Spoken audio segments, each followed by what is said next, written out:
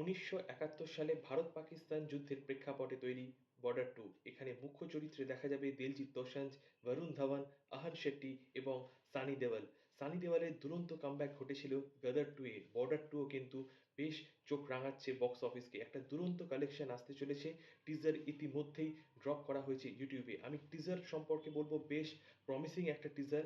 যদিও অনেক জায়গার VFX এর কাজ দুর্বল, কিন্তু যে ট্রেডমার্ক স্টাইল সানি দেওলের সেই লাউড ভয়েস এখনো রাখা হয়েছে এবং তিনি সেটিকে খুব সুন্দরভাবে ফুটিয়ে তুলেছেন পর্দায়। বেশ কিছু অ্যাকশন সিনস এর পাশাপাশি এরিয়াল অ্যাকশন সিনস ও এখানে রাখা হয়েছে, যা আমরা ফাইটারে দেখেছি, এয়ারফোর্সে দেখেছি।